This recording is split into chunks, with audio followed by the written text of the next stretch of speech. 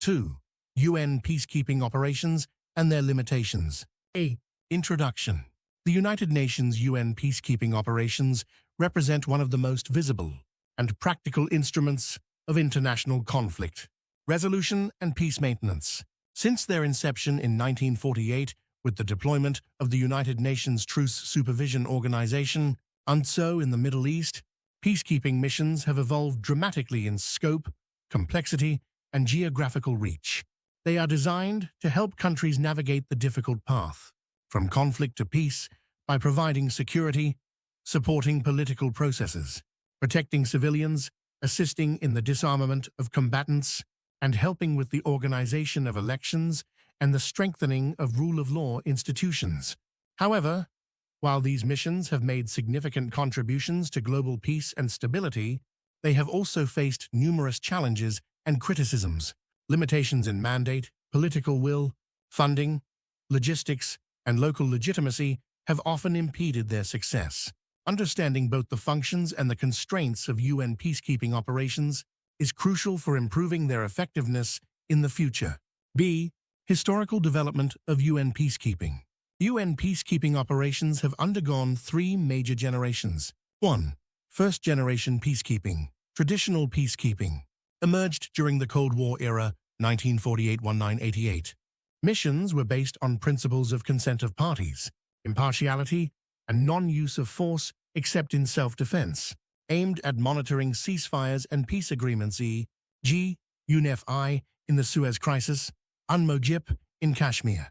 Limited in mandate and scope focused on military observation rather than nation-building. 2. Second-generation peacekeeping post-Cold War expansion. Post-1989 period witnessed a significant expansion of mandates. Operations became more complex, incorporating nation-building, electoral support, human rights monitoring, and refugee repatriation e.g. UNTAC in Cambodia, UNPROFOR in Bosnia. Increased expectations created gaps between mandates and capacities. 3. Third-generation peacekeeping, robust and multidimensional peacekeeping.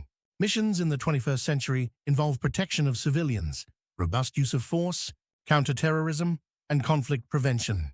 Missions such as MONUSCO Democratic Republic of the Congo and MINUSMA, Mali reflect this shift. Challenges include dealing with asymmetric threats and lack of coherent exit strategies. C. Core principles of UN peacekeeping. Despite evolution, UN peacekeeping remains anchored in 3 core principles. Consent of the parties' UN operations require the host country's agreement. Impartiality. The UN must not take sides in a conflict. Non-use of force except in self-defense or defense of the mandate. Military action is limited, although more robust mandates now allow proactive use of force to protect civilians or ensure mission success. These principles are critical for legitimacy, but can also limit operational effectiveness, especially in environments with active hostilities or fragmented political authority. D. Key functions and achievements. UN peacekeeping missions have contributed to reducing violence. Studies have shown that the presence of UN troops lowers the likelihood of conflict recurrence. Protecting civilians. Though inconsistently, missions like UNMISS in South Sudan have protected thousands from ethnic violence. Supporting democratic transitions. UN missions have supported elections in Timor-Leste, Liberia, and the DRC, promoting rule of law. Many missions help build judicial systems and train police forces, facilitating humanitarian aid. Peacekeepers often secure conditions for humanitarian assistance. Success stories include Namibia UNTAG, assisted in a peaceful transition to independence in 1990. Mozambique UNUMOS, successfully disarmed rebel forces and supported post-conflict reconstruction. Sierra Leone UNAMSIL helped end civil war and demobilize fighters. F. Limitations and criticisms. Despite notable achievements, UN peacekeeping faces several structural, political, and operational limitations. 1. Political constraints. Security Council vetoes often delay or block action. Political divisions among permanent members P5 hinder swift decision-making.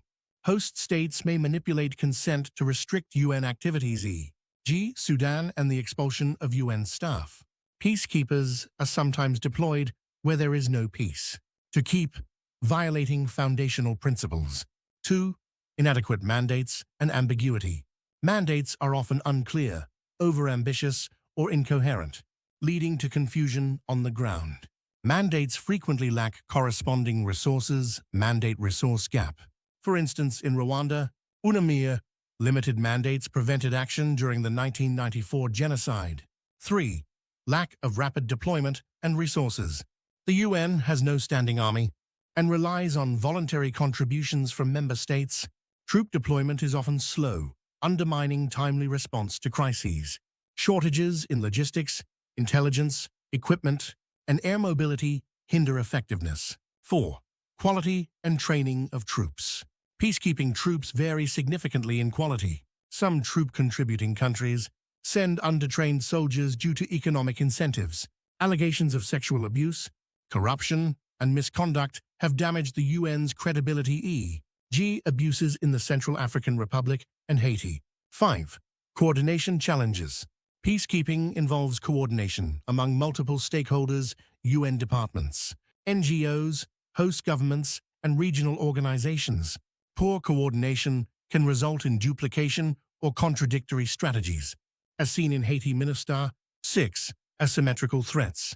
Peacekeepers increasingly face insurgent or terrorist groups who do not respect international norms. Missions like MINUSMA in Mali have suffered high casualty rates due to IEDs and armed attacks. G. Case studies of failure and controversy. Und Rwanda, UNAMIR. 1994. UN mission failed to prevent genocide of nearly 800,000 Tutsis. Mandate limitations and lack of international political will contributed to the disaster. General Romeo Dallaire's requests for reinforcement were denied.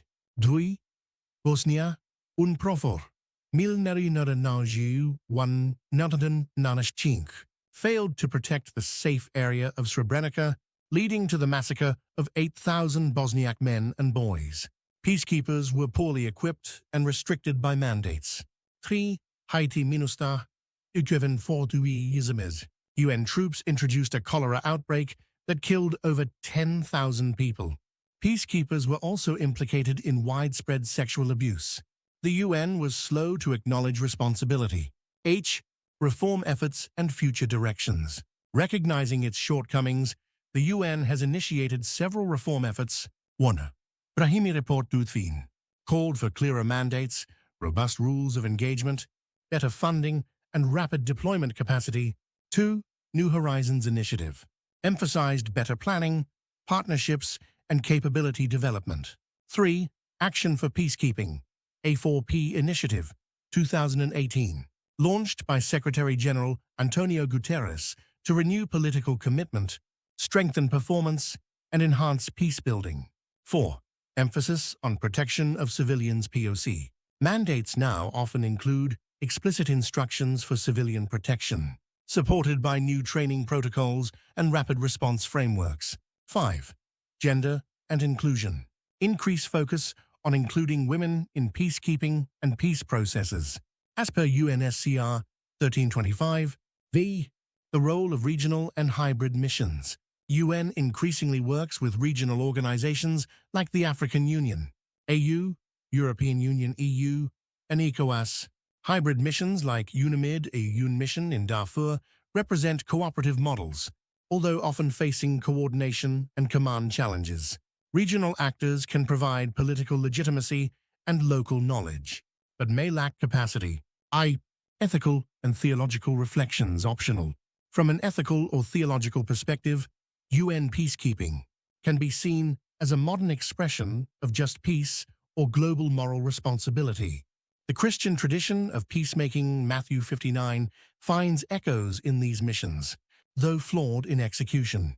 Their failures remind us of the moral cost of international inaction and the need for justice-centered peace, rather than security-centered interventions alone. J. Conclusion. UN peacekeeping operations have played a critical role in reducing violence and supporting post-conflict transitions. However, their effectiveness is constrained by political, operational, and ethical limitations. As conflicts become more complex and asymmetrical, peacekeeping must evolve with clearer mandates, stronger political backing, improved coordination, and greater accountability. Strengthening peacekeeping requires not only reform within the UN, but also sustained commitment from member states to uphold international peace and security. In the final analysis, peacekeeping remains a necessary but insufficient tool.